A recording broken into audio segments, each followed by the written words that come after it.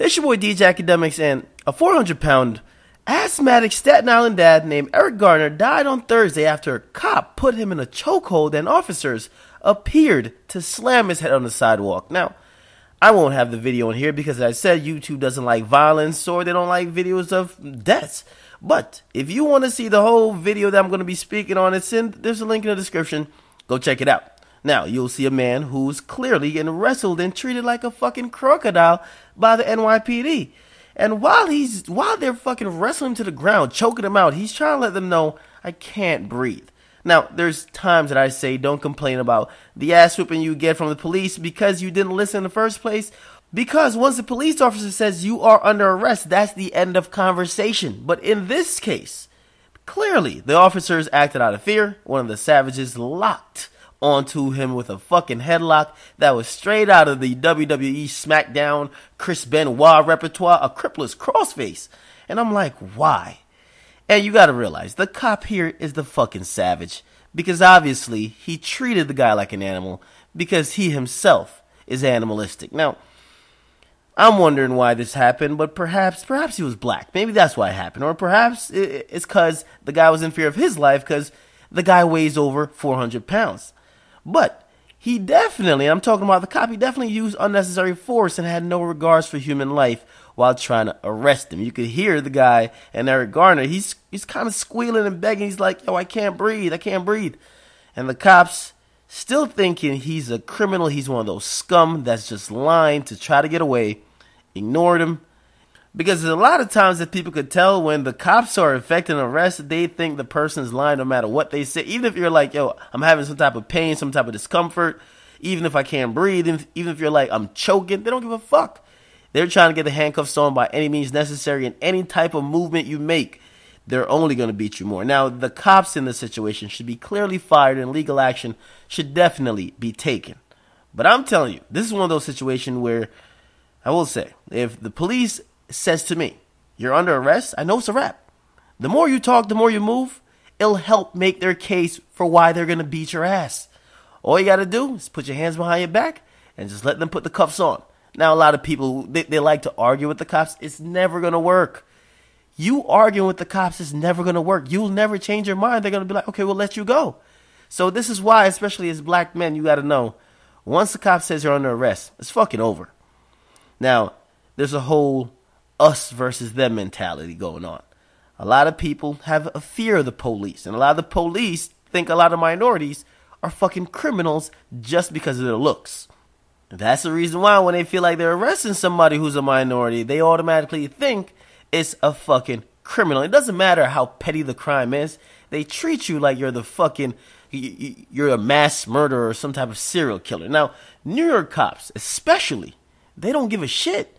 I told you about how a New York cop illegally searched my vehicle after threatening either I shut the fuck up or I'll be taken to jail. And this would be probably what would happen to me had I continually talked back. It's sad to say, but sometimes when you are going against the cop, knowing that a lot of people want to say, you know, you got to know your rights and stand by them. But it doesn't matter when the cop is willing to kill your ass. Because after you get killed, nothing happens to the cops. What's probably going to happen to these cops is that there's probably going to be a case that gets brought up to the DA because of public pressure. We already seen Al Sharpton. He's on the job. And of course, a nigga like this, he's only an opportunist. I mean, this is a good case for Al Sharpton to jump out there on. But as I said, where the hell is he? In Chicago. I don't see him in Chicago, but he's definitely in New York already. We already seen the pictures with Al Sharpton. But a case will get brought before the DA. It might go to court. It might be something where these guys aren't cops anymore, but they definitely keep their pensions, and really, it doesn't really hurt them at all. The cops protect the cops. The us versus them mentality continues. No one wins, and we end up being the people that lose because there's now a man who's deceased. He's a father, and really, the cops will not get any type of blame for this. Now, and this is why we need leaders. We need leaders to make sure changes come down from the top in how we're training these police officers and how the mentality of all these police departments and police precincts are. Crime really isn't defeated by having a us versus them mentality. To keep it real, no matter how bad you might dislike the cops over this instance, and to keep it real, no matter how the cops might dislike all people in minorities, to really crack down on crimes, we need a collaborative effort between law-abiding citizens and the cops to cut the fuckery out on the streets. Now, as I said, this is just a sad situation. There's nothing that's gonna get done with this.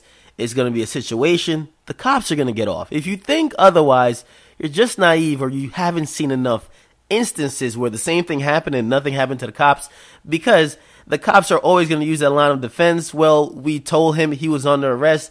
He did not immediately submit to get arrested. And this is a subjective part. This is what gets everybody off. This is what gets Trayvon Martin killer off. This is why George Zimmerman's free. This subjective part of, well, he then posed a threat, so we had to use necessary force to effect the arrest. They're going to get off. The same way how George Zimmerman said pretty much he was threatening me, or I felt my life was in danger, so I had to kill him. So there's nothing that's going to happen. Of course, these cops, in my opinion, they need to be fired.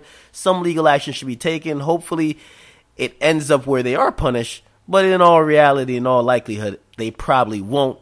However, even though I have a personal dislike and distrust for the cops, that's not the way how you really battle crime. There are real crimes being committed.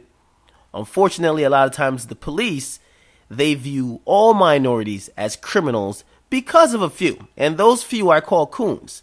A few criminals that happen to be black and committing most of the fucking crimes, they then feel like rather than trying to distinguish and being more proactive and find out who those criminals are, let's just treat all people that are black like they're fucking mass murderers.